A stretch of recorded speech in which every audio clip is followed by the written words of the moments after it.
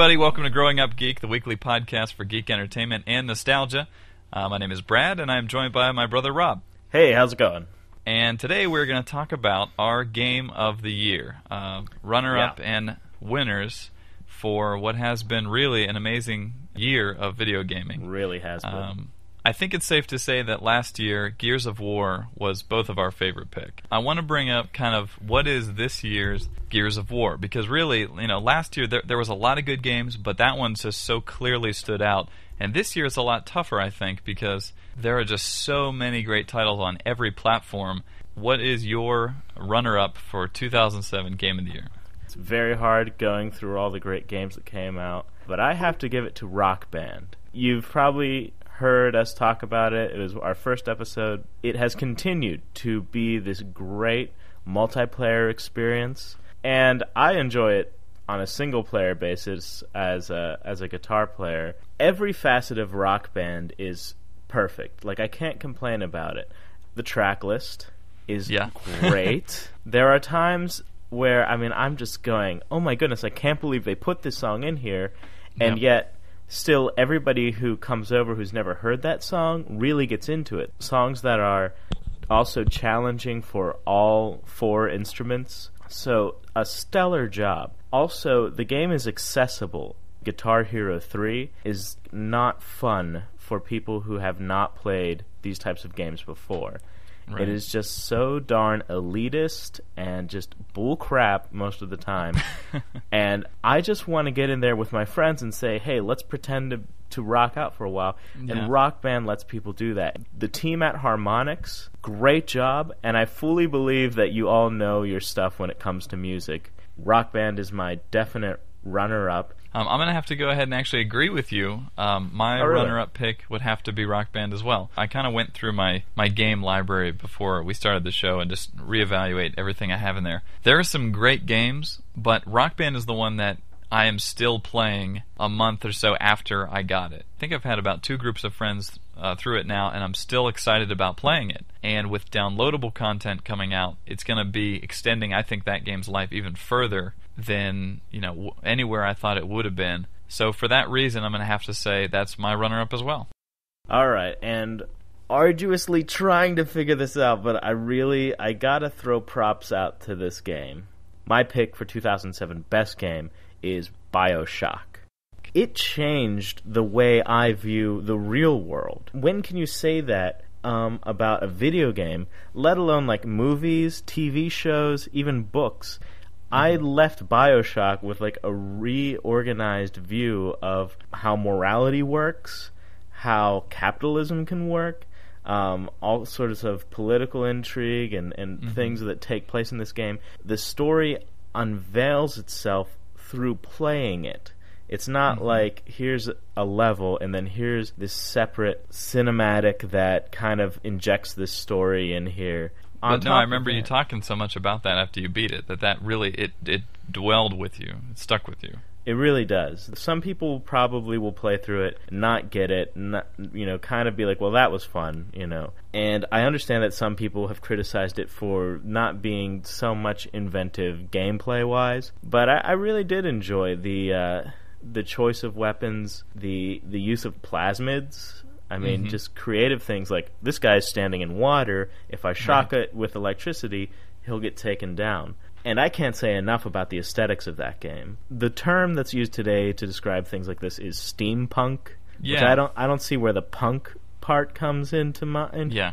But there's a lot of steam, and given that it's an underwater city, of course. And I just love it. How many games are World War II games? How many games are demon games or alien games? This one is this completely new idea.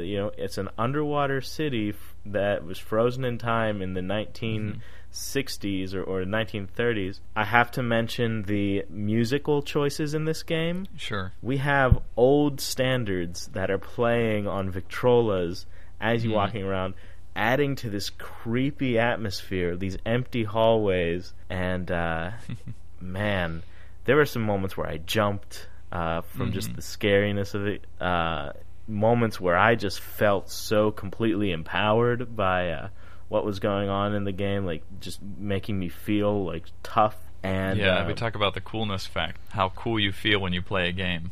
Yeah, the moral choices that you face are really good, and they pay off in the end. Mm-hmm. I really think that lacks in a lot of games, and where the moral choice is actually also, again, it's part of the story. When you see Andrew Ryan cursing the name of community and science, and he's all about like just every man should get what he deserves, but kind of when you choose the good path or whatever, you kind of realize that the best things in life are free. Love and family and standing up for weaker people. And that is what BioShock does. It puts meaning to a game that would otherwise just be another Halo. I'm sorry, Halo 3 is meaningless in the long run.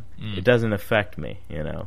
But BioShock is a meaningful game. So I recommend you play it if you haven't already. I really hope that if they do a sequel or a prequel, that they give it all the respect it deserves, because this thing, I mean, it sold well, and I really hope that it doesn't go into the ground. So, BioShock, you get my choice for 2007's Game of the Year. There you go. And I echo what you said about meaning. They could have just made a first-person shooter, but they just poured so much more texture, not just in the graphics, although those are amazing, but texture in terms of the world, the history. Just real briefly, that game reminded me a lot of my favorite game of all time, which is Myst. Yeah. In the sense that you are exploring remnants of a civilization. If you played Myst before, it's basically, that's all you're doing. You're seeing the aftermath of a civilization. And it sticks with you, and it's creepy, and it gets under your skin because of that, because you really don't encounter too many actual people. BioShock reminded me a lot of that, because you see how they lived, how they breathed, how they planted trees, and all those kind of how they made money, you know, all that stuff. You learn about the people from the surroundings, tape recordings, things like that, and it really kind of allows you to sort of own that world and like really experience it. Right. So I agree with you. That was a fantastic game. Having said that, my pick for Game of the Year is actually one that may be controversial, because I don't know. Certainly not controversial in its greatness, but in it being considered a actual game, which is Portal. Portal is part of the Orange Box. It's one of 5 games that comes with it. So I don't know if anybody really would consider it for a nomination for Game of the Year. But for me, it has to be, because it is the most fun that I've had all year. I played it with my wife, and we just had a ball. I mean, it comes down to my expectations were shattered.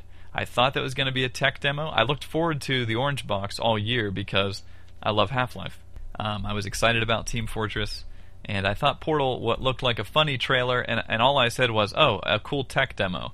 Was I ever wrong about that? This tech demo, quote-unquote, just completely captured me, and Amber as well. We were excited to try to solve the puzzles. We were laughing at the jokes, the dark humor. I mean, the internet has basically been a swarm with all this stuff. I mean, everybody's talked to death about all the jokes. I don't need to go into it. The ending song, amazing. I don't need to go into it. But basically, that game, it's Valve incarnate. Everything that they do well. In fact, you know, maybe it's fitting. Both of our picks are shooters that have elevated the genre. Yeah. You know what I mean? They didn't just... You know, Halo 3 is the biggest game to sell this year, but Halo 3 is white bread vanilla game with guns and aliens. You know what I mean? It's right. Another Marine, another combat situation, another guy with a gun. You've seen that, you know? And rather than just do that, both of these games sort of take the shooter mechanic and elevate it into something that is going to inspire probably the next level of thinking in terms of this. But the problem is, not everybody can be Ken Levine. Not everybody can be Valve Software, Gabe Newell, you know, and all the other people responsible for Portal. They're rare companies. Portal just, it pushed the envelope. Right. You know, great choice, definitely. And Portal would probably have been my number 3 if I could have had 3 choices. Portal really does show me that Valve could do anything. I really wish that Valve would make an RPG.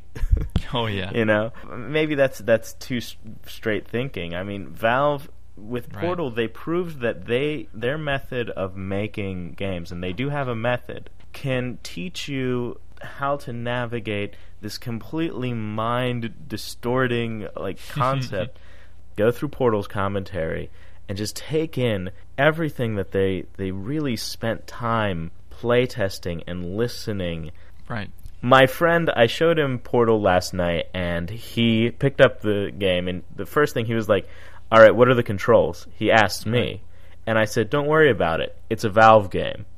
Awesome. I have to say, the nice thing is, I don't think anybody would have considered it had it not been tagged onto the orange box. Had it not been like, oh, great, I get Half-Life 2 Episode 2, oh, and here comes Portal with it. But everybody's saying to me now that Portal is really the reason why you need to buy Orange Box, and that's why I can understand that Portal, as a singular game, is definitely a good choice for your 2007 Game of the Year. You can just gauge by the reaction to the game that it is something special. You know, when I stood in line for Borat, it was a massive line wrapped around a theater. Why was that? I think it's because audiences want something unique, something that isn't cut out of a cookie cutter marketing shape. And you know, that sounds so sort of elitist to say, oh, I'm not down with commercialism, man, you know, and stuff. And that's not what I'm saying, you know, because the movie industry and the game industry propel these games forward as well. But audiences are I think hungry for some of those new ideas, and I think they find it in Portal.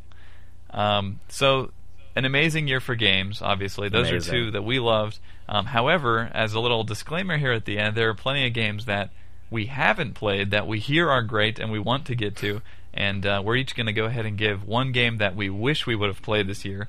And for me, that game is Call of Duty 4. It's been popping up on countless lists, Xbox Game of the Year, some people say Game of the Year, and I have avoided this game this whole time basically because I had heard about the 5-hour single-player campaign, and that seemed too short for me. I don't play multiplayer online that much. I don't like getting my butt kicked. And so I avoided it. But you know what? I've heard it enough. I got to go out and play it. How about you? For me, the one game that I cannot avoid playing has to be Super Mario Galaxy. Definitely. It just won GameSpot's Game of the Year award. Mm-hmm. And I've heard so many good things, and I look at that game and I'll say, you know, it looks like nothing else I've ever seen before, you know. In the little brief moments where I've gone to Electronics Boutique and played the demos that they have of that game running, I've found myself instantly enjoying it. As a Wii owner, I almost feel the responsibility that I have to have it. Oh, sure, yeah. As soon as I finish Mass Effect, I think I'll be running out and getting that game. Well, if you'd like to send us an email, you may do so. Our email address is mail@growing-up-geek.com. If you've grown up geek like us and you have some geek memories you want to share, or you want to tell us your pick for Game of the Year, let us know. We'd love to hear from you. And that is it for this week. My name is Brad. I'm Rob. And we will see you later.